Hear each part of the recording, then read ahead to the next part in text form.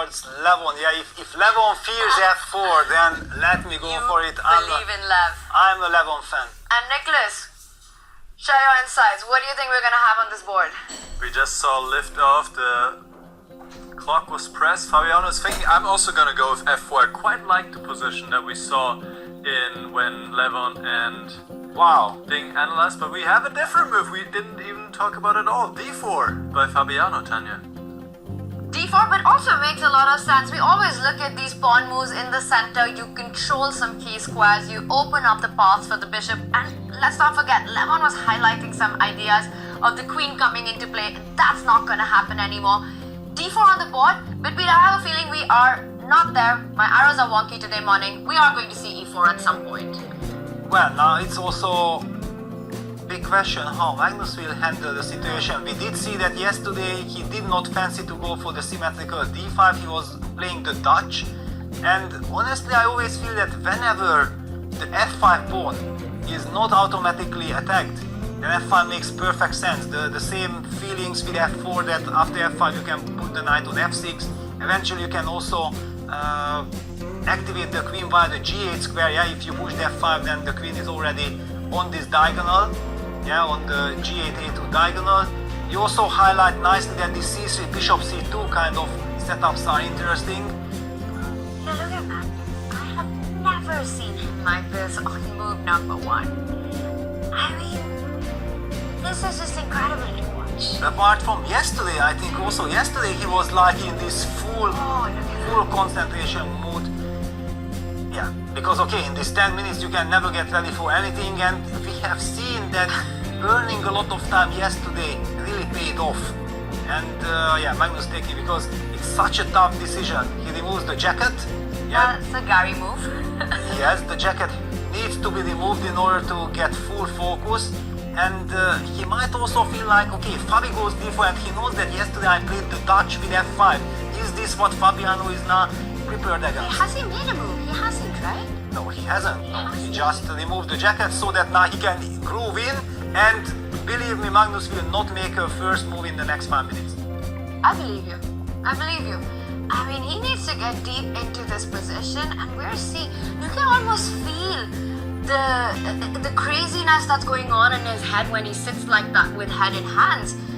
All the different ideas he's calculating, and it's not about the first move response.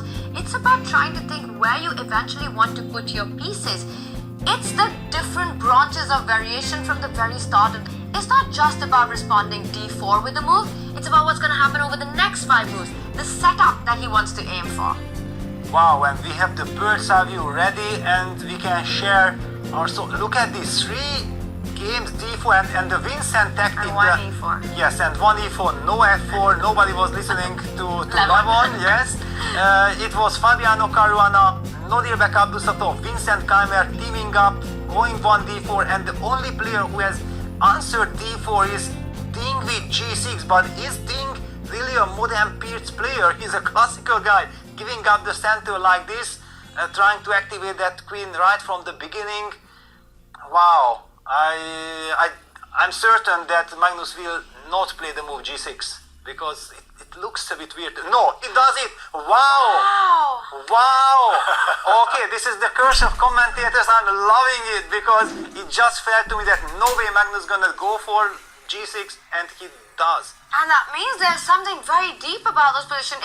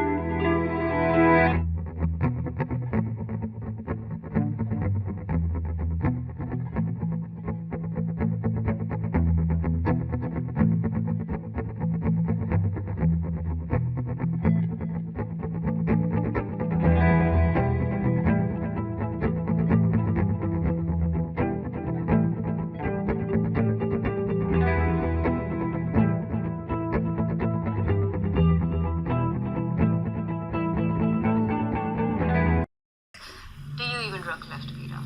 Yeah. Is the point. Wow. To be Rook honest, takes bishops is Yeah. just spectacular.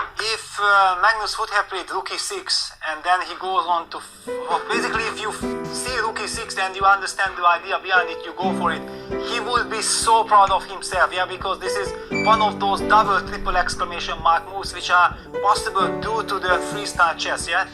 In every other classical traditional chess, bishop takes e6 is from 100 times the right move. Yeah, this is all this very special scenario. He will be kicking himself if the game ends in a draw, which is the most likely right now. By the way, we have a current position after rook d1, rook e1. Yes, and this was the critical moment. Such an unnatural recapture to take it with the rook, with the idea to strike on the a file would have been a completely different game for Magnus. But he makes the most natural move, and it would be interesting to know how much time did he really spend on this, because I have a feeling that perhaps it was quite instant to take with the bishop. And Wow, we are seeing maybe a setup of a repetition because rook Yes. d1, rook e1, rook d8 had been played. we're just rushing over to that. Rook d1 controlling the rank, the first rank, getting the rook into activity, being offered a trade. Magnus says no, comes back, so that's Fabi offering a draw, essentially, and offering a repetition at least. Yeah, it's a silent And he offer. goes in. Magnus goes for it. He knows exactly that there is nothing in the position. Yes. Yes, rook No e1. weaknesses, Peter. No clear activity with the bishop. If you trade on c3, White's king comes forward. The knight equally strong as much as the bishop, and I think this one will end now. And we see Magnus. He comes back with the rook to d8, rook to e3. I think it's going to be handshakes, and there we have it. The players looking at each other just to get a clear Acknowledging. sign that yes, is it true? Yes, it is true. Yeah, they don't mind. Well, if Magnus would have said no, it's not true, Fabi would have been arbiter. Rook to e3 is a 3-time repetition indeed. But Fabi really navigated through those complicated moments, especially queen takes a3 and queen f8. But can you imagine if, because his idea, and I was praising him, understanding that he is not fighting for advantage